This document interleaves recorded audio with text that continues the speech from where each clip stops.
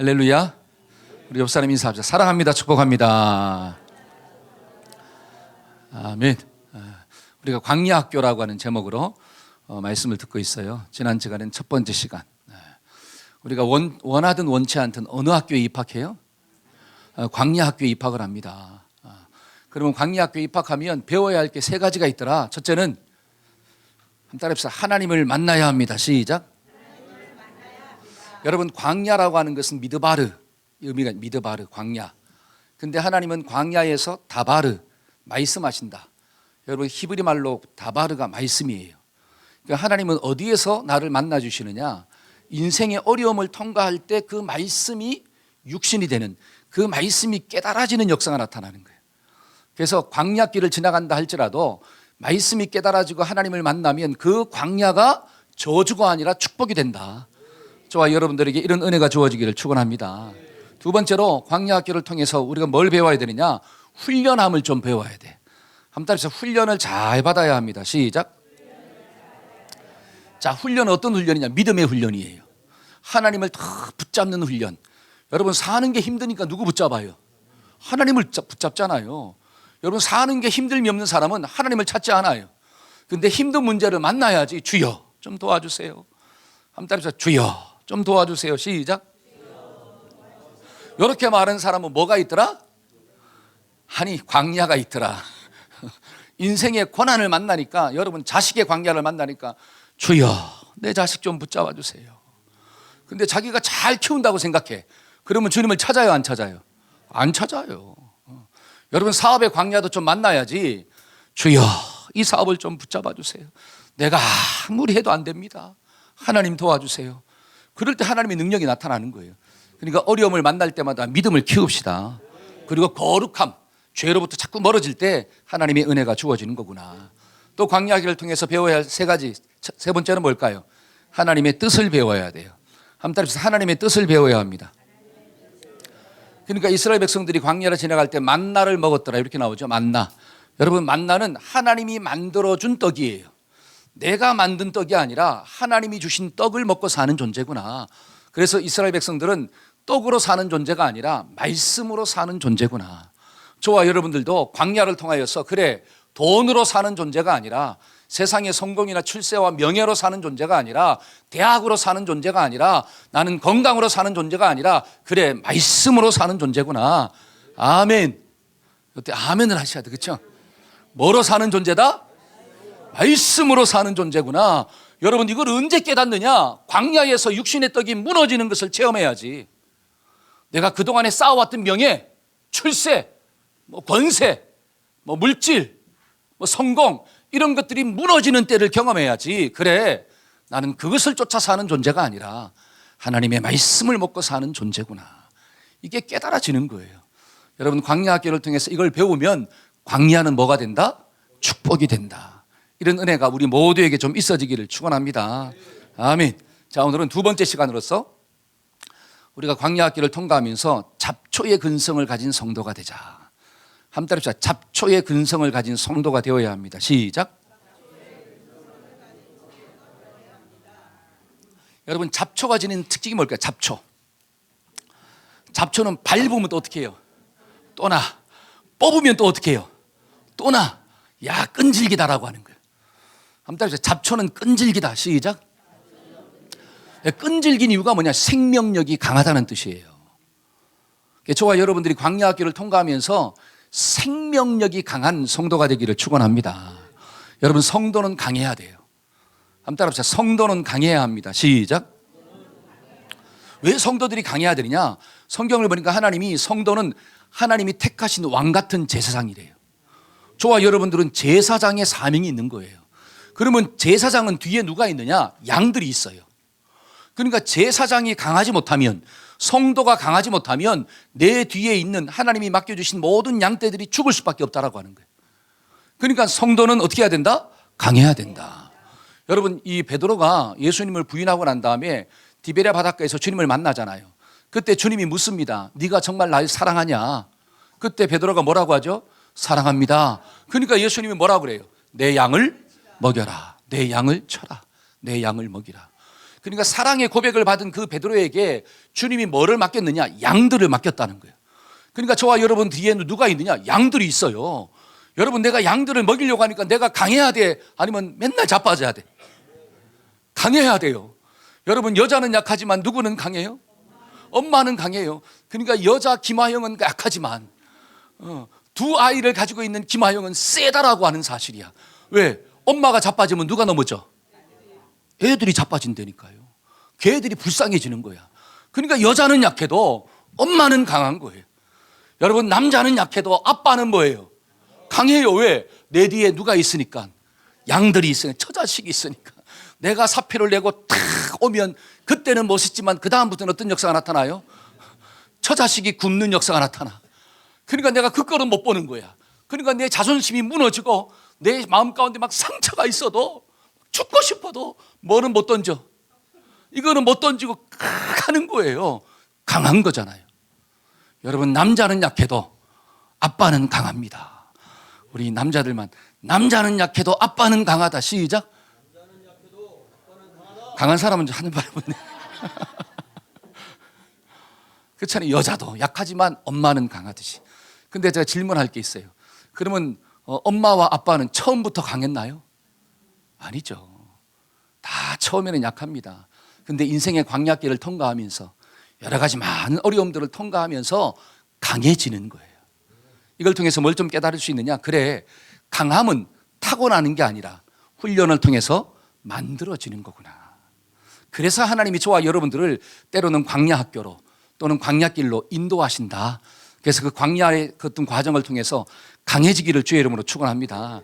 오늘도 모세가 나오잖아요. 모세. 여러분, 모세는 처음부터 강한 리더가 아니었습니다. 그런데 그 모세가 인생의 여러 가지 광야길을 통과하면서 강한 리더로 만들어졌고, 강한 리더가 되었을 때 이스라엘 백성들을 구원하는 그런 사명인으로 쓰임을 받았구나. 저와 여러분들 오늘 본문에 있는 말씀을 통해서 하나님, 나도 모세처럼 강한 생명력을 가진 리더가 되기를 소원합니다. 성도가 되기를 소원합니다. 그런 마음으로 우리가 말씀을 들으시기를 축원합니다. 자, 그러려면, 내가 강한 자가 되려면, 생명력이 충만한 자가 되려면 어떻게 해야 되느냐? 이 광야 학교를 통과하면서 뭐를 좀 배워야 되느냐? 첫째로 자기 분야에 능한 자가 되어야 돼요. 한번 따라합시다. 자기 분야에 능한 자가 되어야 합니다. 시작. 그러니까 자기 분야에 능한 자가 될 때 우리는 강력한 생명력을 가지고 살 수가 있다는 거예요. 다른 말로 어려움을 만나도 그 어려움한테 굴복하지 아니하고 통과하는 자로 사는구나. 그래서 모세는 이 광야길을 지나갈 때 자기 분야에 능한 자가 되었습니다. 자, 그게 22절이에요. 한번 읽어봅시다. 모세가, 자, 시작. 모세가 애굽의 사람의 모든 지혜를 배워 그의 말과 하는 일들이 능하더라. 자, 지금 모세는 애굽 사람의 모든 지혜를 배웠대요. 그리고 애굽 사람의 그 말을 배웠대요. 그 다음에 애굽의 모든 역사를 다 배웠다라고 하는 거예요. 거기에 능한 자가 되었더라. 여러분, 성경을 보니까, 자, 본문으로 한번 돌아와 볼까요? 자, 17절을 한번 봅시다. 하나님이, 다 같이 한번 읽어볼까요? 자, 시작. 하나님이 아브라함에게 약속하신 때가 가까우매 이스라엘 백성들이 애굽에서 이스라엘 백성들이 애굽에서 번성했더라. 이렇게 나와요. 그 다음에 또 18절, 자, 시작. 요셉을 알지 못하는 새로운 임금이 애굽의 왕이 올라. 그러니까 요셉을 알지 못하는 왕이 올랐다는 거예요. 자, 그리고 19절, 자, 시작. 그가 우리 족속에게 교활한 방법을 써서 조상들을 괴롭게 하여 그 어린 아이들을 내버려 살지 못하게 하였더라. 자, 교활한 방법을 썼대요. 그게 뭐냐면 이스라엘 백성들이 수가 많아지니까 이들의 수를 그냥 두면 나중에 전쟁이 일어났을 때 이들이 적들과 합쳐서 우리를 공격하면 우리는 죽는다. 그러니까 더 이상 수가 많아지지 못하도록 하자. 그래서 남자아이를 놓으면 나일강이 어떻게 해라? 버려서 죽게 만들라. 교활한 방법을 썼다는 거예요. 자, 그래서 20절. 자, 20절입니다. 시작. 그때 모세가 태어났는데 하나님 보시기에 아름다운지라 그의 아버지의 집에서 석 달 동안을 길리어. 자, 그때 누가 태어났다는 거예요? 해필이면 남자가 태어나면 죽이라고 하는 그 바로의 명령이 떨어졌을 때 모세가 태어난 거예요. 근데 모세의 부모는 그 모세가 아름다웠다는 게 막 잘생겼다 이게 아니라 하나님의 뜻을 봤다는 거예요. 그래서 믿음으로 석 달을 키운 거야. 숨겨서. 근데 더 이상 숨길 수가 없어요. 그래서 어떻게 했습니까? 버렸다 이렇게 나오잖아요. 21절. 자, 시작. 버려진 후에 바로의 딸이 그를 데려다가 자기 아들로 길렀더라. 여러분 잘 보세요. 석 달 된 애를 버려야 돼. 제가 오늘 1부 때 물어보니까 세아가 몇 달 됐나 물어보니까 6개월이 됐대. 그럼 석 달 전에 버려야 되는 거야 이제. 그렇죠? 그러니까 석 달 된 그 아이를 나일강에 버리는 거예요. 그러니까 모세는 부모님의 품을 언제부터 떠났더라? 석 달 때부터 떠났더라. 그래서 어디에 입학했을까요? 광야 학교에 입학한 거예요. 그래가지고 광야 학교에 입학하는데 어디로 갔느냐? 애굽의 궁, 바로의 궁에 들어갔더라. 왜? 여기 보니까 버려진 후에 바로의 딸이 그를 데려다가 이렇게 나오죠. 그를 데려다가 자기 아들로 키웠더라. 그래서 모세는 40년 동안 애굽의 궁에서 왕자로 자랐다는 것입니다. 근데 그 광야 학교 40년을 보내면서 애굽의 모든 뭐를 터득했다는 거예요. 애굽의 모든 지혜와 그의 말과 애굽의 모든 역사들을 다 능통했더라. 여러분 40년간 보내면서 그냥 세월만 죽이고 보낸 게 아니라 거기에서 애굽의 모든 학문을 배웠다라고 하는 뜻이에요. 왜 하나님께서 모세를 애굽의 모든 학문을 배우도록 그 광야 학교로 인도했을까요? 여러분 하나님은 모세를 애굽에서 이스라엘 백성들을 구원하는 리더로 만들기로 원하신 거야. 그러니까 애굽에서 이스라엘 백성들을 건져내야 되니까 애굽을 알아야 돼요, 몰라야 돼요? 여러분 전쟁에서 이기려면 지피지기면 백전백승이다. 적을 알고 나를 알아야 된다라고 하는 거예요. 그러니까 애굽을 모르면 절대로 애굽에서 하나님의 백성들을 건져낼 수가 없어요. 저와 여러분들이 살고 있는 이 세상, 여러분 이 세상에서 저와 여러분들은 누구를 건져내야 되느냐? 하나님이 택하신 백성을 건져내야 돼요. 그러려면 저와 여러분들이 세상을 알아야 돼요. 세상의 초등학문에 능한 자가 돼야 돼요. 여러분 세상을 모르고 어떻게 그 세상 가운데 거하는 하나님의 자녀들을 건져낼 수가 있나요?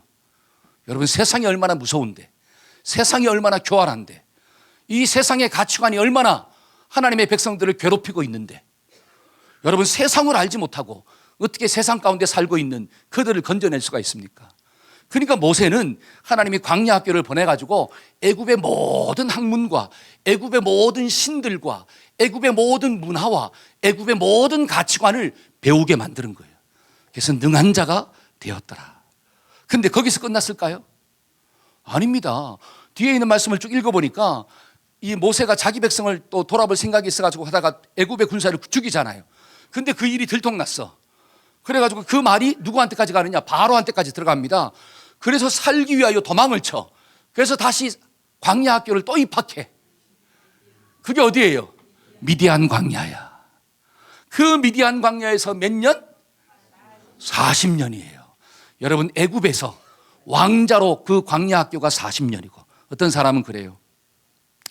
아이고 그래서 궁에서 40년을 왕자로 살았으니까 그 광야 학교는 좋겠네요. 여러분 세아가 석 달에 태어나서 부모로부터 버림받고 다른 사람 부잣집에 가서 40년을 살았어. 그러면 복된 인생입니까? 아니면 힘든 인생입니까? 아무리 왕자로 자랐다 할지라도 그 애굽의 기간은 고난의 기간입니다. 광야의 기간이에요. 그것도 자기가 누군지를 모르는 것도 아니야. 어릴 때부터 누구의 품에 자랐어요? 엄마. 근데 엄마로 불러요, 못 불러요? 못 불러. 엄마를 아주머니라고 불러야 돼. 엄마가 식모살이 했거든, 그 집에서. 여러분 그 과정을 우리가 쉽다라고 생각하면 안 된다라고 하는 사실이. 그 40년의 세월을 지나고 난 다음에 또 이제 어디로 갔느냐? 이제는 막 거지 같은 삶을 사는 거예요. 미디안 광야에서 뭐를 치는, 양들을 치는 목자로 살았습니다. 여러분 애굽 사람들이 가장 천하게 생각하는 직업이 뭔 줄 아세요? 가축을 치는 존재예요. 그러니까 요셉도 그의 아버지가 야곱이 뭐를 치는 자예요? 가축을 치는 자잖아요. 근데 이 바로, 근데 애굽의 사람들은 가축 치는 직업을 가장 천한 직업이야. 그러니까 가축을 친다고 말하면 고센 땅에다가 줄 거다. 따로 멀리 떨어진 데서 살라고 하는 거예요. 같이 못 살고. 근데 지금 이 모세는 40년은 왕자로 살다가 40년은 거지로 사는 거예요, 지금. 극과 극을 오가는 체험을 하는 거예요. 그 40년의 삶을 살면서 잘 보세요. 광야에서 생존하는 방법을 배웁니다. 이게 중요한 거예요. 여러분 광야 생활을 할 때 쉬울까요? 어려울까요? 어렵잖아요. 그 광야를 살아날 수 있는 방법을 배우는 거야. 왜냐하면 이스라엘 백성들을 어디로 인도해야 되니까? 광야로 인도해야 돼요.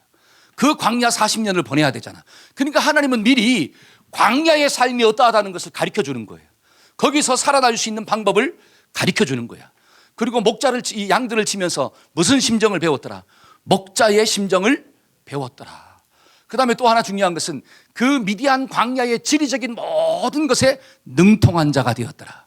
그러니까 이 모세는 눈을 감아도 어디에 뭐가 있다는 것을 다 알고 있습니다.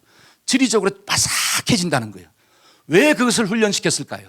여러분, 이스라엘 백성들이 애굽에서 나와서 어디로 인도합니까? 모세가 시내산으로 인도하잖아요. 호렙산, 시내산. 지금 시내산은 모세가 누구를 만났던 장소예요? 하나님 만난 장소예요. 그러니까 이스라엘 백성들을 데리고 광야길을 지나가야 되는데 그 광야길에 대해서 전혀 정보가 없다면 어떻게 200만이 넘는 이스라엘 백성들을 끌고 갈 수가 있냐라고 하는 사실이. 그러니까 모세는 40년 동안 광야 생활을 하면서 그에 있는 모든 지리적인 정보를 눈 감고도 찾아갈 수 있을 정도로 훈련됐다라고 하는 거예요. 그러니까 자기 분야에 뭐한 자가 되었더라? 능한 자가 되었더라. 능한 자가 되었더라. 그랬을 때 모세는 능력 있는 자로서 하나님 앞에 쓰임받는 일꾼이 되었구나. 저와 여러분들이 광야의 기간을 지나가면서 자기 분야에 그 자기 은사에 능한 자가 되기를 축원합니다. 그래야지 어려움을 만났을 때, 문제를 만났을 때 통과할 수가 있는 거예요. 여러분, 성경을 보니까 하나님은 바울을 이방 선교의 리더로 썼습니다. 이방 선교. 근데 바울을 쓸 때에도 하나님은 바울을 능한 자로 만들어 가시는 거예요. 자, 성경을 한번 볼까요? 사도행전 22장 3절. 참 읽어봅시다. 나는 시작. 나는 유대인으로 길리기아 다소에서 났고 이 성에서 자라 가말리엘의 문화에서 우리 조상들의 율법의 엄한 교훈을 받았고 오늘 너희 모든 사람들처럼 하나님에 대하여 열심히 있는 자라. 지금 바울이 자기를 소개합니다. 뭐라고 이야기하느냐? 나는 가말리엘 문화에서 태어났다. 문화에서 교육을 받았다는 거예요. 그러면서 뭐라고 하냐? 엄한 율법의 교육을 받았다. 이 말은 다른 말로 나는 구약의 율법에 능한 자다. 구약의 모든 것들을 능통한 자라고 하는 거예요. 그 다음에 또 뭐라고 이야기하느냐? 자, 바울이 다메섹 도상으로 가다가 누구 만났느냐? 빛 가운데서 예수님을 만났어요. 그때 회심을 경험하는 거야. 회심을 경험하고 난 다음에 바울은 어디로 가느냐? 아라비아로 갑니다. 아라비아로 가서 3년을 머물러요. 그리고 다시 돌아와서 예루살렘에 잠깐 있다가 어디로 가느냐? 다소, 자기 고향으로 가는 거야. 거기서 몇 년을 머물렀을까요? 7년을 머물렀어요. 자, 7년을 머물고 있다가 하나님이 바나바를 통해서 바울을 끌어냅니다. 그래서 바나바와 함께 어디로 갑니까? 안디옥으로 가는 거야. 그 안디옥에서 몇 년이 있었어요? 1년 동안 협동 목회를 한 거예요. 자, 하나님이 바울 한 사람을 쓰려고 해도 어릴 때부터 무슨 훈련을 시켰고 조상들의 엄한 율법의 훈련을 시켰고 그래서 구약에 능통한 자가 되었고. 자, 구약에만 능통하면 안 되잖아요. 바리새인들이 예수를 몰라요. 구약을 읽으면서도 구약에서 말하고 있는 예수를 몰라. 그래서 이 바울이 다메섹 도상으로 가다가 누구 만났더라? 빛 가운데 예수님을 만났더라. 그리고 예수 만나고 난 다음에 어디로 갔더라? 좀 전에 얘기했는데 아라비아로 갔더라. 거기서 3년 동안 하나님의 말씀을 묵상하는 훈련을 했어요. 이게 뭐냐? 구약의 말씀과 구약에서 이야기하고 있는 그 예수가 누구인가? 내가 만난 예수인가? 연결시키는 훈련을 했다라고 하는 거예요. 그리고 다소에 가서 또 어떻게 해요? 거기서 또 훈련했다. 10년을 훈련한 거야. 그리고 난 다음에 어떻게 합니까? 하나님이 불러내가지고 안디옥 교회에서 실습을 시킨 거야. 오늘날 이야기하면 실습 전도사를 시킨 거예요, 지금. 실습을 시키고 난 다음에 때가 되었을 때 안디옥 교회에 파송받아 선교사로 쓰임받을 수 있도록 하신 거예요. 여러분 잘 보세요. 지금 바울은 11년의 긴 광야 학교를 통하여 자기 분야의 전문가가 됐다라고 하는 거예요. 여러분 말씀을 전하는 자가 말씀에 대한 능함이 없으면 할 수 있나요, 없나요? 없잖아요. 저와 여러분들이 성도라면, 저와 여러분들이 하나님의 자녀라면 적어도 내가 믿는 예수님이 누구인가에 대한 능함이 있어야 돼요. 그래야지 그 말씀을 전하는 자로 살잖아요. 근데 예수가 누구냐라고 물으면 목사님한테 물어보세요. 전도사님한테 물어보세요. 목자한테 물어보세요. 그러면 그 성도들이 어떻게 세상 가운데서 생명력을 가진 잡초 같은 신앙이 될 수가 있습니까? 죽었다 깨어나도 안 된다는 거죠. 문제를 만나고 유혹을 만나면 금방 자빠지는 거죠. 저와 여러분들이 하나님의 말씀에 능한 자가 되기를 축원합니다. 그러니까 하나님이 바울을 쓰실 때에도 하나님의 말씀에 능한 자가 되도록 어떻게 했구나? 광야 학교를 통하여 철저하게 뭐 했더라? 훈련시켰구나. 여러분 다윗도 마찬가지예요. 여러분, 다윗이 골리앗을 만났을 때 싸워서 이겼어요, 졌어요? 다 알잖아요. 그럼 어떻게 이겼습니까? 어떤 사람은 그래, 믿음으로 이겼어요. 맞아요, 믿음으로 이겼어요. 그러면 믿음으로 이겼습니까? 성경을 읽어보니까 물매. 여러분, 골리앗과 싸우는데 싸움의 기술은 뭐냐? 물매예요. 그 물매의 달인이 됐다라고 하는 거예요.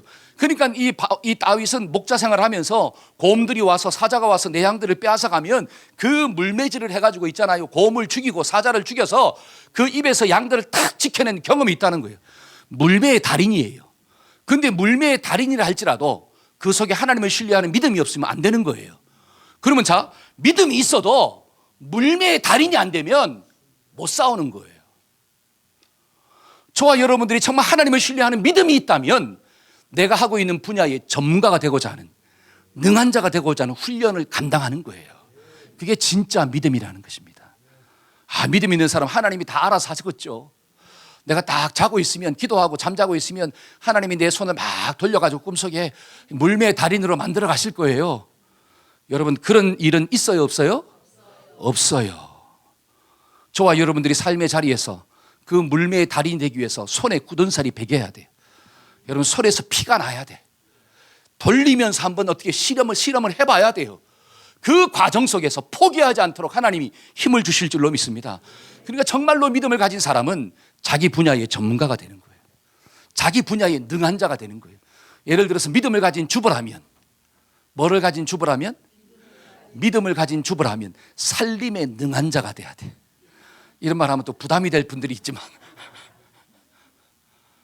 여러분, 믿음을 가진 주부라면 내가 지금 살림을 하고 있어. 그러면 잘하고 못하고를 떠나서 내가 맡은 살림에 대한 전문가가 좀 되자. 능한 자가 되자. 어디에 뭐가 있는 걸 알아야 되잖아요. 간장은 어디에 있고 소금은 어디에 있고, 그렇죠? 후라이팬은 어디에 있고 쌀은 어디에 있고, 이 정도는 어떻게 해야 돼? 알아야 되잖아요. 근데 자기가 살림을 맡아하고 있음에도 불구하고 나는 은사가 없다고 몰라. 그러면 과연 그 주부를 통하여 자식이 잘 세워질까요? 그 가정이 잘 돌아갈까요? 다른 말로 가정에서 하나님 주신 영적인 사명을 감당할까요? 못한다는 거예요. 여러분, 적어도 믿음을 가진 주부라면 자식을 양육하는 데는 능한 자가 돼야 돼. 주의 교양과 훈계로 자녀를 양육하더라. 하나님의 말씀을 묵상하면서 그 능한 자가 되도록 몸부림치는 모습이 있어야 돼요. 그러면 그 가정에서 믿음의 어미로 역할을 감당하는 거예요. 근데 믿음이 있다고 하면서 자기가 주어진 삶의 자리에서 능한 자가 되고자 하는 몸부림이 없어. 그건 믿음이 있는 게 아니라 잘못된 믿음을 가지고 사는 거예요. 저와 여러분들은 올바른 믿음의 주인공이 되기를 축원합니다. 그래서 진짜 믿음을 가지면 내가 있는 삶의 자리에 능한 자가 되는 거구나. 여러분, 마찬가지예요. 직장인들도 정말 믿음을 가지고 직장 생활하면 내가 맡은 업무에 대해서는 어떤 자가 돼야 돼? 능한 자가 돼야 돼요. 뭐를 시켰는데 자기도 몰라 뭔지. 그냥 맨날 상관한테 어떻게 해요? 혼만 나, 깨져. 그러면 그 사람이 직장에서 선교사로의 사명을 감당할 수 있을까요? 뭐를 맡기면 불안한데, 그렇잖아요. 뭐를 시키면 불안한데 그 사람이 예수님에 대해서 이야기하고 있어. 그러면 그 사람의 예수에 대한 이야기가 다른 사람한테 먹혀들까요? 안 먹혀드는 거예요. 사명을 감당할 수가 없어요. 그러니까 직장 생활 속에서 내가 능력 있는 자가 되려면, 그래, 내가 맡은 일에 대해서는 능한 자가 되도록 몸부림을 치는 모습이 있어야 되겠구나. 불평하지 말고, 원망하지 말고, 힘들다라고 하면 자꾸 괴로워하지 말고, 무슨 자가 되자? 능한 자가 되도록 노력하자. 그럴 때 하나님이 그를 통하여 그 직장을 구원하는 놀라운 역사의 주인공으로 쓰실 줄로 믿습니다. 아멘. 그거예요. 성경을 보니까 빌립보서 3장 8절 한번 읽어봅시다. 또한, 자 시작. 또한 모든 것을 해로 여김은 내 주 그리스도 예수를 아는 지식이 가장 고상하기 때문이라. 내가 그를 위하여 모든 것을 잃어버리고 배설물로 여김은 그리스도를 얻고. 잘 보세요. 바울은 예수님을 아는 지식이 가장 고상하대요. 그래서 내가 가지고 있는 모든 다른 지식들은 배설물로 여긴대. 여러분, 이거는 뭐냐? 세상 지식을 공부하지 말라는 게 아니라 그 가지고 있는 세상 지식을 그리스도를 증거하는 쪽으로 사용하라는 뜻이에요. 그런 의미에서 저와 여러분들은 세상의 초등학문에 능한 자가 돼야 돼. 내 분야에 능한 자가 돼야 돼. 아시겠죠? 믿음을 버리고 능한 자가 되라는 게 절대로 아닙니다. 저와 여러분들이 세상의 학문과 나의 어떤 달란트를 가지고 누구를 증거하기 위하여? 그리스도를 증거하기 위하여 그 모든 것들을 배설물로 여긴다. 이거는 활용한다는 뜻이에요. 그래서 여러분들 이런 자가 되기를 축원합니다. 그래서 모세도 광야 학교를 지나가면서 애굽의 광야 학교를 지나갈 때는 애굽의 모든 학문을 능한 자가 되었고, 미디안 광야를 지나갈 때는 어떻게 해요? 지리에 능한 자, 그 어려움 가운데 살아날 수 있는 생존 능력에 능한 자, 그 모든 것들을 훈련받아서 능한 자가 되었을 때 하나님이 쓰시는구나. 저는 지지난주에 뉴스를 들었습니다. 그 뉴스에 어떤 내용이 있느냐, 일가족 4명이 자살했다라고 하는 내용이 나오더라고요. 그러니까 집안에 보니까 아내가 죽어 있고, 그 다음에 초등학교 다니는 2명의 자녀가 죽어 있고, 그 다음에 아빠는 아파트에서 떨어져 죽어 있고, 4명이 죽었어요. 여러분, 그 뉴스를 봐서 알겠지만 그 아빠가 처자식을 죽이고 자기가 죽은 거예요. 그렇게 나오더라고요. 그러면 자기 아내와 토끼 같은 자식을 죽일 정도로 뭐가 있다는 거죠? 어려움을 만났다는 거잖아요. 감당할 수 없는 어려움을 만났다는 거예요. 그냥 죽이진 않잖아요. 그러니까 내가 통과할 수 없는 정말 큰 문제를 만났기 때문에 그런 극단적인 선택을 했다는 것을 알 수가 있는 거죠. 그러면 저와 여러분들도 살다 보면 그런 어려움을 만날 수도 있다는 것입니다. 예외는 아무도 없어요. 그런 고난을 만날 수가 있어요. 그러면 그런 인생의 광야를 만났을 때 이길 수 있는 비결이 뭐냐? 이길 수 있는 비결이 뭘까요? 내 속에 뭐가 있어야 된다? 힘이 있어야 돼. 그 어떤 광야라 할지라도, 어떤 광풍을 만났다 할지라도 그것을 통과할 수 있는 힘만 있으면 우리가 넘어지지 않아요. 근데 그 힘이 없으니까 그 문제를 만났을 때 포기해버리는 거예요. 그래, 죽자, 끝내자, 나는 힘이 없어. 그리고 이 광야를 이겨내려고 하면 이 자식들도 이 광야를 만날 텐데 그 자식들이 어떻게 이길 수 있느냐? 그러니까 내가 미리 어떻게 하겠다? 죽이겠다. 자식도 죽이고 자기도 죽은 거예요.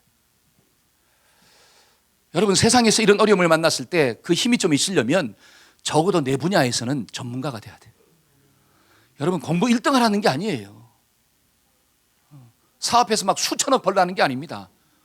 여러분, 그냥 내가 청소를 해도 내 분야의 전문가가 되고 능한 자가 되면 어떤 어려움을 만나도 고난을 뛰어넘을 수가 있는 거예요. 그러니까 힘은 어디에서 나오느냐? 능함에서 힘이 나오는 거예요. 저와 여러분들이 성도로서 하나님의 말씀에 능한 자가 되면 어떤 광풍이 주어진다 할지라도 그 말씀을 붙잡고 통과하는 역사가 나타나는 거예요.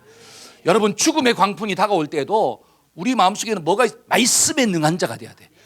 영접하는 자, 곧 그 이름을 믿는 자들에게는 하나님의 자녀가 되는 권세를 줬더라. 육신의 장막은 언젠가는 무너진다. 그런데 무너지는 장막 가운데 염려하지 않을 수 있는 것은 하나님이 지으신 새로운 집이 있더라는 거예요.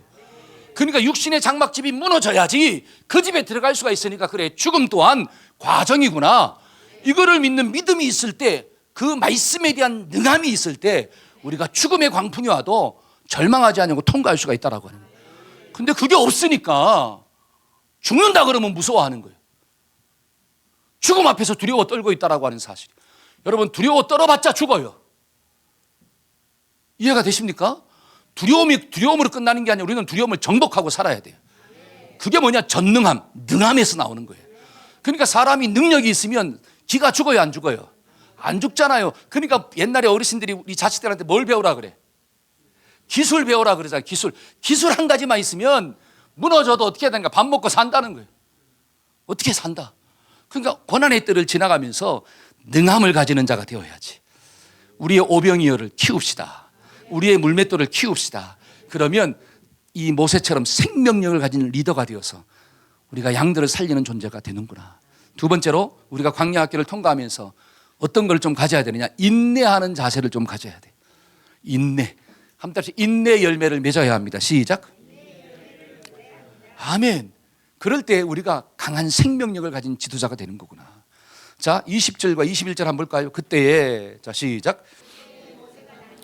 하나님 보시기에 아름다운지라 그의 아버지의 집에서 3달 동안 길리더니 버려진 후에 바로의 딸이 그를 데려다가 자기 아들로, 제가 설명했잖아요. 그렇죠? 버려진 후에 바로의 딸이 길렀더라. 그래서 몇 년의 세월이 흘렀느냐? 23절이에요. 23절. 나이가, 시작. 나이가 40이 되매 그 형제 이스라엘 자손을, 저기 40세가 되었다 그러죠. 그러니까 40년 동안 바로의 궁에서 그 시간들을 보냈다는 거야. 자, 그런데 이 40년 동안 보내면서 애굽의 모든 학문과 언어에 능한 자가 되었습니다. 그럼 그걸로 끝났느냐? 아니에요. 또 성경을 보니까 어디로 보냈어요, 하나님이? 그렇죠. 29절. 자, 29절 30절 한번 읽어봅시다. 시작.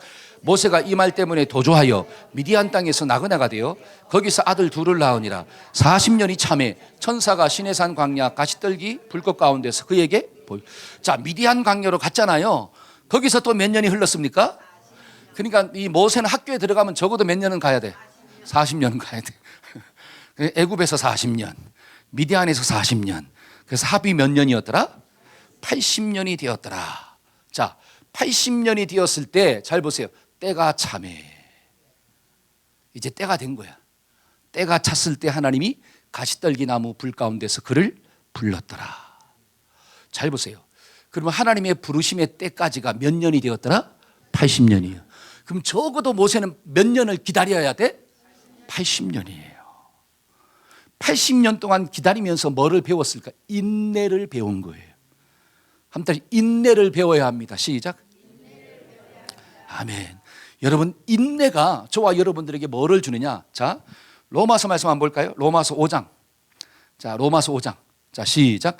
다만 이뿐 아니라 우리가 환난 중에서도 즐거워하나니 이는 환난은 인내를, 인내는 연단을, 연단은 소망을 이루는 줄을 압니다. 자, 환난은 뭐를? 그러니까 이 광야 학교는 환난이잖아요. 그 환난의 기간을 통해서 하나님은 뭐를 맺게 하시더라? 인내. 그럼 인내는 또 뭐를 가져온대요? 연단. 여러분, 연단을 다른 말로 뭐라고 하느냐? 강함이에요. 연단은 포기치 않는 단단함이에요. 그러니까 내 속에 그 환난을 통해서 인내라고 하는 열매가 맺혀져야지 강한 자가 될 수 있다라고 하는 거예요. 그 강함이 있어야지 결국 뭐를 가져오느냐? 소망을 이룬대요. 소망이 뭡니까? 하나님의 뜻을 이루어 간다는 거잖아요. 그러니까 내 속에 강함이 없으면 하나님의 뜻을 이루어 갈 수가 없다는 거예요. 그래서 하나님은 모세를 어디로 보내서 광야 학교를 보내가지고 80년의 그 기간 동안에 무슨 훈련을 하게 만들었더라? 오래 참을 수 있는 인내 훈련을 한 거예요. 그래서 모세가 어떤 존재가 되었더라? 연단, 강한 존재가 됐다는 거예요. 할렐루야. 저와 여러분들이 강한 자가 되기를 축원합니다. 제가 왜 이런 얘기하냐면 여러분, 모세가 사명 감당할 때 힘들었을까요? 안 힘들었을까요? 진짜로 그렇게 좀 생각하세요? 여러분, 이스라엘 백성들을 애굽에서 데리고 나왔잖아요. 그때 하나님이 뭐를 보여줬어요? 10가지의 뭐를 보여줬어? 기적을 보여줬어. 10가지의 재앙을 통해서 하나님이 진짜라고 하는 걸 보여줬잖아요. 그래가지고 이스라엘 백성 데리고 나왔습니다. 근데 데리고 나오니까 앞에 뭐가 있고? 홍해가 있고 뒤에는 누가 따라오고? 그러면 여러분들이 모세라면, 여러분들이 이스라엘 백성들이라면 어떻게 할까요? 여러분들이 이스라엘 백성들이야. 자, 조금 전에 10가지 재앙을 통해서 하나님의 능력을 봤어. 우리 최근사님이 이스라엘 백성이야. 그럼 어떻게 반응할래? 홍해가 있어 이제. 야, 우리 최근사님은 믿음이 있으니까 주여! 10가지의 재앙 가운데 역사하신 하나님께서 홍해를 갈라주실 줄로 믿습니다. 이렇게 반응하면 너무 좋을 텐데. 우리가 성경을 알듯이 이스라엘 백성들이 뭐라고 하느냐? 애굽에 매장지가 없어가지고 여기서 날 죽이려고 네가 날 끌어냈냐? 내가 안 나온다 그랬잖아. 왜 안 나온다 하는 나를 데리고 와가지고 여기서 죽이려고 말이야. 저놈은 모세 같은 새끼 말이야. 여러분, 이스라엘 백성들이 조금 전까지만 해도 막 모세요 하다가 지금은 저놈이 막 이렇게 나오는 거예요. 여러분, 그때 모세가 또 어떻게 합니까? 하나님께 기도하고 너희는 잠잠할지어다, 하나님의 하나님 되심을 볼지어다 하고 탁 기도하니까 막 밤새도록 바람이 불어가지고 홍해가 어떻게 됐어요? 갈라졌잖아요. 여러분, 뻘밭 가보셨죠? 뻘. 여러분, 뻘은 물이 나고 난 다음에 뻘이잖아요. 그럼 그 뻘밭을 지나갈 때 쉬워요, 어려워요? 하나님이 그걸 아시고 그 홍해 바다 밑에 있는 것을 진흙을 뭐로 만들어버렸어? 마른 땅으로 만들었어. 걸어가는데 아무런 지장이 없어. 이야, 하나님 역시 하나님이세요. 그리고 사흘 길을 또 갔네. 근데 뭐가 없어요? 물이 없네. 그러면 물이 없는 그 상황을 만났을 때 우리 신남수 권사님 같으면 어떻게 반응할 거예요? 좀 전에 홍해가 갈라졌네? 물이 없으면 어떻게 반응해야 돼? 이야, 하나님, 홍해를 가르신 하나님께서 물도 주실 줄로 믿습니다. 저는 믿습니다 하면 얼마나 좋아요. 목말라 죽겠네, 목말라 못 살겠네, 힘들어 죽겠네, 왜 날 또 여기서 불러가지고 목말라 죽이려고 네가 날 불러냈냐? 또 막 원망하고 불평해. 그래서 어떻게 마라의 쓴물이 뭐로 바뀐 거예요? 단물로 바뀌었어. 여러분 그 기적을 경험했다면 얼마나 또 할렐루야예요. 근데 가다가 또 보니까 고기를 못 먹네. 우리 화영 집사가 고기를 좋아하는데, 이 광야길에서 맨날 이것만 먹고 어떻게 사냐, 고기를 달라, 차라리 나는 그냥 죽었으면 좋겠다. 또 그러니까 어떻게 합니까? 하나님이 그냥 아이고 메추라기 그냥 먹다 죽으라 이놈 새끼들아 하고 있잖아요. 메추가리를 쫙 보내주는 거예요. 여러분 잘 보세요. 모세가 사명을 감당할 때 절대로 쉽지 않았습니다. 그냥 때려치고 싶었어요. 여러분 같으면 때려칠까요? 아니면 끝까지 감당할까요? 못해 먹겠다고 하나님 앞에 막 할 거예요. 근데 모세는 그런 수많은 어려움을 만났음에도 불구하고 포기치 아니하고 끝까지 감당했어요. 그게 어디서 나왔겠습니까? 모세의 단단함이에요. 모세의 단단함. 어떤 문제가 있어도, 어떤 고난이 있어도, 어떤 환경에 어려움이 있다 할지라도 포기치 않는 그 마음, 그 단단함이 어디서 나왔느냐? 광야 학교의 80년의 훈련을 통하여 그 속에 인내가 맺혔다는 거예요. 저와 여러분들이 인내하지 못하면 열매를 맺을 수가 없습니다. 그러니까 부모들은 인내하는 자잖아요. 그러니까 부모는 속이 썩어져도 뭐 하고 있어요? 참잖아요. 자식이 그렇게 속을 썩여도 속에서 막 열어 보이면 까맣게 채가 됐어. 근데도 어떻게 해요? 참잖아요. 왜 참습니까? 하나님 주신 사명이기 때문에 참는 거예요. 사명이기 때문에. 목자는 참아야 돼요. 양들이 속을 썩이고 각기 제 길로 갔더라. 하나님의 말씀을 그렇게 줘도 한쪽 귀로 듣고 흘려버리고 또 사는 모습을 보면 각기 지 길로 가고 있는 거예요. 그냥 또 가다가 있잖아요. 또 조 터지면 또 와서 주여 용서합니다, 용서해 주세요 하다가 또 하나님이 용서해 주시고 또 길 살만하게 하면 또 어떻게 해요? 또 지 길로 가버려. 그러니까 주님은 지금도 나를 어떻게 하고 있다는 거예요? 참고 기다리고 있는 거예요. 그 예수 그리스도의 인내가 저와 여러분들을 살리는 거예요.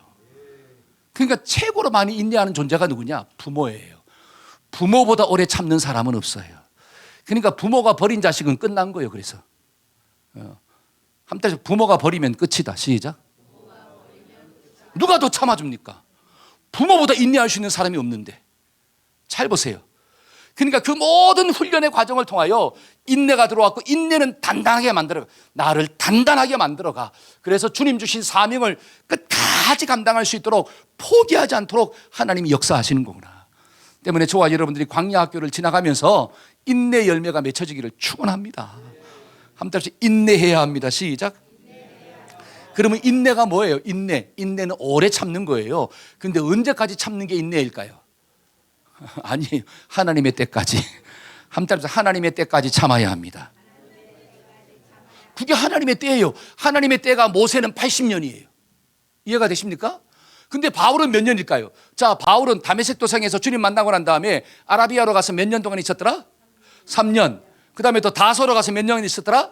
7년. 그 다음에 안디옥 가서 몇 년 있었더라? 1년. 더한 몇 년이더라? 야, 계산이 빠르시네. 그러니까 바울은 11년 동안 인내했어요. 그리고 난 다음에 하나님이 안디옥 교회를 통해서 파송시키시고 그 다음에 선교의 리더로 사용하신 거예요. 그랬을 때 바울이 있잖아요. 살 소망이 끊어지는 고통이 있습니다. 선교하다가 살 소망이 끊어져. 여러분 같으면 선교하다가 살 소망이 끊어지면 할까요? 아니면 스탑하고 돌아올까요? 저 같으면 아마 돌아올 것 같아요. 힘들어서 못하겠어요. 도저히 못하겠어요. 근데 바울은 살 소망이 끊어지는 그 상황 가운데서도 결단코 포기치 아니하고 하나님이 주신 사명을 끝까지 감당하더라. 왜? 인내가 있었기 때문에. 그 광야의 훈련을 통해서 인내함의 열매를 맺었기 때문에. 저와 여러분들이 광야 학교를 통과할 때 인내가 맺혀지기를 축원합니다. 아멘. 그러면 하나님의 열매가 주어지는 거구나. 근데 아브라함은 성경을 보니까 잘 못 참았어요. 하나님이 사라를 통해서 이삭 준다 그랬는데 그거 못 참고 누구를 통해서? 하가를 통해서 이스마엘 낳았잖아요.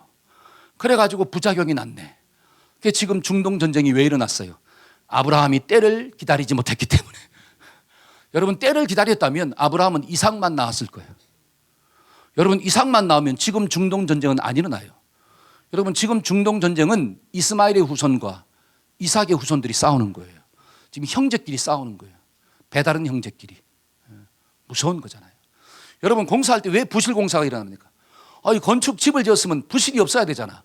근데 왜 부실 공사가 일어날까? 자꾸 위에서 빨리빨리 하라고 하네. 근데 시멘트도 빨리빨리 굳혀야 돼. 그렇죠? 시간이 되면, 때가 되면 굳어야 되는데 그 때를 못 기다려. 그러니까 인건비도 들어가고 뭐도 들어가고 막 경비가 너무 비싸. 그러니까 빨리빨리 해라. 그러다가 부실공사가 되고, 그래서 빨리빨리 무너지는 거야. 웃으라고 한 건데 안 웃으시는 거예요. 그러니까 빨리빨리 무너지는 거예요. 무너지면 결국 누가 죽어요? 사람이 죽잖아요. 저와 여러분들이 우리 속에 인내 열매가 없으면, 잘 보세요, 사람이 죽습니다. 부모 속에 인내 열매가 없으면 자식이 상처를 받아요. 자식이 죽게 돼 있어요. 부모가 기다려주지 못하면, 잘 보세요, 그 자식은 상처 속에서 회복이 불가능해요. 부모가 기다려주기 때문에 그 상처가 쌓임을 받고 다시 한번 일어서는 역사가 나타나는 거예요. 목자가 양들을 기다려줘야지, 그 기다려주지 못하면 그 양들은 어떻게 소망이 없어진다라고 하는 거예요. 그러니까 저와 여러분들은 반드시 뭐 해야 돼요? 인내하는 삶을 살아야 될 줄로 믿습니다. 그래서 광야학교를 통과할 때 뭐를 가집시다? 인내를 가져야 돼요. 그러니까 하나님도 뭐를 따라 역사하시느냐? 인내. 자, 때를 따라. 자, 갈라디아 4장 4절 한번 읽어봅시다. 때가 참에, 시작. 때가 참에 하나님이 그 아들을 보내사 여자에게서 나게 하시고 율법 아래에 나게 하신 것을. 자, 때가 찼을 때 하나님도 역사하더라. 하나님의 때, 인내하는 거예요. 하나님도 인내의 하나님이세요. 예수님도 때를 따라 움직여요. 요한복음 7장 8절, 너희는 명절에 올라가라. 아직 내 때가 이르지 못하였다. 그러니까 예수님도 때를 따라 움직이는 거예요. 근데 때는 다 사람마다 다르다 그랬잖아요. 모세는 80년, 바울은 11년, 요셉은 13년. 그렇죠? 13살에 17살에 잡혀가가지고 30살에 총리가 되잖아요. 그러니까 13년 동안 기다린 거예요. 그러니까 사람마다 기간은 달라. 근데 중요한 것은 하나님의 때가 있다는 거예요. 그 때까지 저와 여러분들이 참으시기를 축원합니다. 아멘. 마지막 세 번째로, 우리가 이 광야학교를 통과하면서 정말 근성 있는 생명력을 가진 지도자가 되려면 꺼지지 않는 성령의 불이 있어야 돼요. 한번 따라서 성령의 불이 꺼지지 말아야 합니다. 시작. 자, 30절 다 같이 한번 읽어봅시다. 시작. 40년이 참에 천사가 시내산 광야 가시떨기 불꽃 가운데서 그에게, 자, 가시떨기 불꽃 가운데서 그에게 보였더라. 근데 그 불꽃이 사라지지 않았더라, 이렇게 나와요. 그게 출애굽기 3장 2절이에요. 똑같은 사건을 이렇게 표현하는 거예요. 자, 시작. 여호와의 사자가 떨기나무 가운데로부터 나오는 불꽃 안에서 그에게 나타나시니라. 그가 보니 떨기나무에 불이 붙었으나 그 떨기나무가 사라지지 아니하는지라. 그 떨기나무에 붙은 불이 사라지지 아니하고 떨기나무도 타지 않는 역사가 나타나. 왜? 하나님의 임재가 있었기 때문에. 여러분, 모세가 그 수많은 어려움과 장애물을 만났음에도 불구하고 그 모든 것들을 통과할 수 있는 비결이 뭐냐? 그 심령 가운데 성령의 불이 꺼지지 않았다는 거예요. 이게 은혜예요. 저와 여러분들의 마음속에 성령의 불이 꺼지지 않기를 축원합니다. 성령의 불이 식어들면, 그 불이 꺼지면 사명이 부담으로 다가오는 거예요. 그래서 못하겠다고 하는 거예요. 근데 꺼지지 않으면 사명이 무거워서 못하는 게 아니라, 잘 보세요, 사명이 힘들어서 못하겠다는 게 아니라 내 속에 성령의 불이 식어들기 때문에, 내 속에 성령의 불이 꺼지기 때문에 힘듦으로 다가오는 거예요. 이게 좀 깨달아지기를 축원합니다. 그러니까 자, 모세는 끝까지 죽을 때까지 그 속에 타올랐던 성령의 불이 꺼지지 않습니다. 바울도 마찬가지예요. 바울도 어려웠지만 그 어려움을 뛰어넘을 수 있는 비결이 뭐냐? 성령의 불이 꺼지지 않았어요. 죽을 때까지. 그게 성경에 나옵니다. 디모데후서. 여러분, 디모데후서는 바울이 로마 감옥에 있을 때 두 번째로 갇히거든요. 그때 기록한 편지예요. 자, 관제가, 자, 시작. 관제와 같이 내가 벌써 부어지고 나의 떠날 시각이 가까워왔도다. 나는 선한 싸움을 싸우고 나의 달려갈 길을 마치고 믿음을 지켰으니 이제 후로는 나를 위하여 의의 면류관이 예비되었으므로 주 곧 의로우신 재판장이 그날에 내게 주실 것이며 내게만 아니라 주의 나타나심을 사모하는 모든 자에게. 자, 바울이 죽음을 문 앞에 두고 그 속에 간절한 소망이 뭐냐?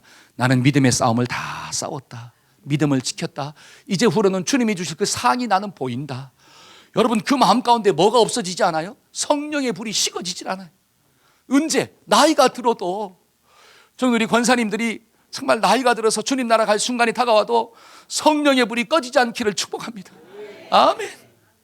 제가 이번 주에 신방을 했잖아요. 우리 이경희 집사님 집에 신방을 했는데 우리 이경희 집사님이 귀가 잘 안 들려요. 그러니까 이경희 집사님의 간절한 소원이 뭐냐면 교회 와서 말씀 들을 때 말씀 한마디라도 듣고 가면 자기는 너무 감사하다는 거예요.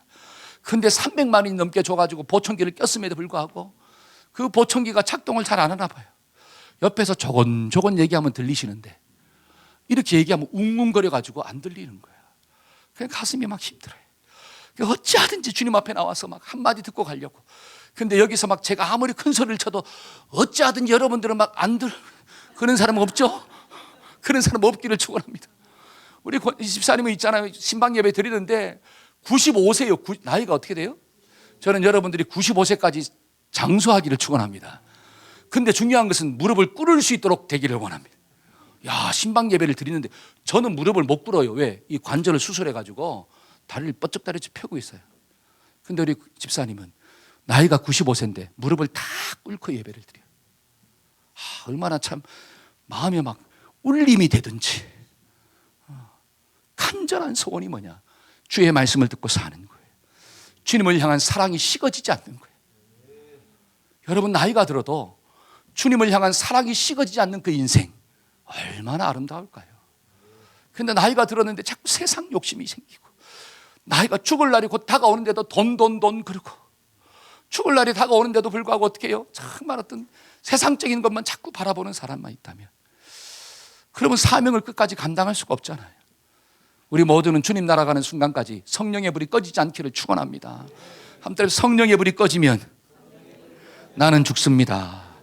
아멘. 그러니까 빌립보서 또 한번 읽어볼까요? 바울의 고백이에요. 빌립보서 1장 20절 21절. 나의 간절한 기대와 소망을 따라 아무 일에든지 부끄러워하지 아니하고 지금도 전과 같이 온전히 담대하여 살든지 죽든지 내 몸에서 그리스도가 존귀하게 되려 하나니 이는 내게 사는 것이 그리스도니 죽는 것도 유익함이라. 여러분, 바울이 감옥에서 말하는 게 내게 사는 것은 그리스도이니 나는 죽어도 좋다. 여러분, 그 바울의 심령은 예수로 가득 차 있는 거예요. 그러니까 그 예수님 앞에서 사명 감당할 때 감옥에 들어가도, 여러분, 감옥에 들어갔다는 게 얼마나 고난입니까? 그 사명이 얼마나 무거운 거예요. 그런데도 불구하고 그것이 두렵다가 아니라, 그것이 무겁다가 아니라, 그래서 하기 싫다가 아니라, 하나님, 나는 살아도 주를 위하여 죽어도 주를 위하여. 성령의 불이 꺼지지 않으니까 아무리 무거운 사명이 주어져도 뜨겁다라고 하는 거예요. 여러분, 성냥불과 등잔불의 차이가 뭔 줄 아세요? 성냥불은 앞에 화약이 있잖아요. 탁 하면 팍 하고 타올라요. 근데 금방 꺼져. 왜냐? 지속이 안 돼. 공급을 못 받아. 한번 팍 하고 꺼져버려요. 근데 등잔불은 그 안에 기름이 있잖아요. 심지에 불을 딱 붙이면 그 불이 꺼지지 않고 계속 갑니다. 뭐가 떨어질 때까지, 기름이 떨어질 때까지. 여러분, 신앙생활을 성냥불처럼 하지 마세요. 한순간 확 타올라가지고, 야, 뭐든지 하시고, 막 복음을 해. 죽을 것 같아. 내가 오늘 죽겠습니다. 그 다음날 있잖아요. 도망가지 말고, 제발. 성냥불처럼 하지 말고 등잔불처럼 심지가 다 그걸 기름을 빨아들여야 돼요. 여러분, 기름은 성령이고 심지는 믿음이에요. 그래서 믿음 있는 사람은 성령불을 쫙 빨아들이는 거예요. 그래서 꺼지지 않는 역사가 나타나요. 여러분, D.L. 무디가 이런 말을 했다고 합니다. 하나님의 일꾼을 망가뜨리는 것은 과도한 사역이 아니라 성령 없이 일하기 때문이다. 여러분, 부모가 자식을 키울 때도 성령으로 키워야 돼요. 그러면 부모가 좀 자식이 속 썩여도 그 과도한 것 때문에 힘들어하지 않고 끝까지 견디는 거예요. 여러분, 사명 감당할 때도 성령으로 감당하기를 축원합니다. 아멘. 저는 말씀의 결론을 맺고자 합니다. 우리가 광야학교를 통과하면서 우리가 모세처럼 강력한 믿음의 주인공 되기를 축원합니다. 그러려면 나만의 오병이어의 전문가가 돼야 돼. 능한 자가 돼야 돼. 광야학교를 통해서 배웁시다. 그래서 하나님이 주신 그 은사를 자꾸 발견시켜야 돼요. 개발시켜야 되고. 두 번째는 인내의 열매를 맺어야 돼요. 마지막 세 번째는 꺼지지 않는 성령의 불을 가지고 우리가 쓰임받는 우리 모두가 되기를 축원합니다. 아멘. 우리 자리에서 일어나서 찬양합시다.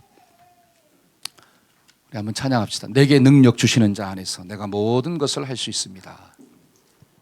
우리가 가사를 묵상하면서 하나님, 나를 이렇게 좀 만들어 달라고, 정말 모세처럼 생명력이 강한 리더로 세워달라고 기도하는 마음으로 찬양합시다.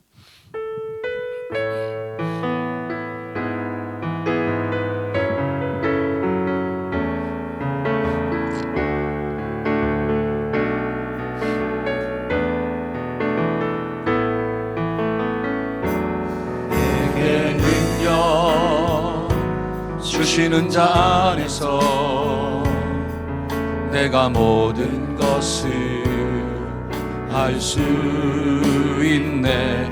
어떤 형편과 환경 속에도 내가 만족의 비결에 원노라. 능력의 주 예수 내 맘에 계시네. 살아계신 주 예수 내 맘에 계시네. 어떤 형편과 환경 속에서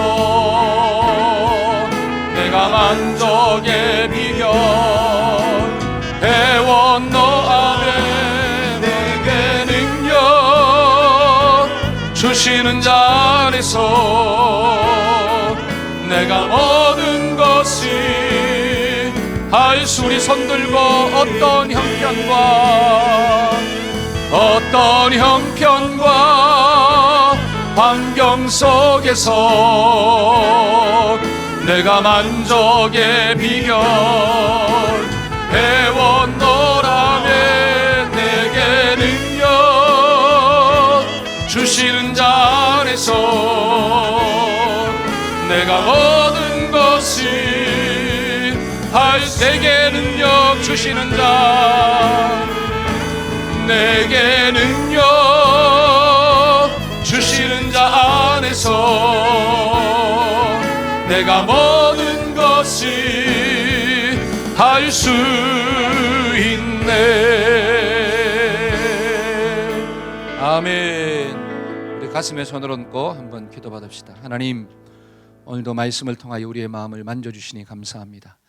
하나님, 광야학교를 통해서 우리가 무엇을 배워야지 강한 생명력을 가진 리더로 쓰임받게 됨을 또 보여주시니 감사합니다. 하나님, 우리 모든 동역자들이 정말 하나님이 주신 그 오병이에 의해 능한 자가 될 수 있도록 하나님 도와주옵소서. 하나님, 이것을 광야학교를 통하여 인생의 어려움의 때를 지나갈 때 준비되어지게 만들어 주옵소서. 하나님, 인내를 감당하기를 소원합니다. 인내는 나를 단단하게 만들고 그 단단함이 결국은 소망을 이루는 것입니다. 하나님, 꺼지지 않는 성령의 불이 우리의 심령 가운데 있어서 사명 때문에 무거워하지 않도록 도와주시고 사명이 부담이 아니라 축복이 되는 놀라운 은혜가 부어지게 하여 주옵소서. 지금은 우리 주 예수 그리스도의 무한하신 은혜와 하나님 아버지의 극진하신 사랑과 성령님의 교통하심의 역사가 말씀 붙잡고 살고자 결단하는 우리 사랑하는 자녀들과 성도들의 삶 가운데 지금부터 영원토록 함께 하시기를 간절히 축원하옵나이다. 아멘, 아멘, 아멘.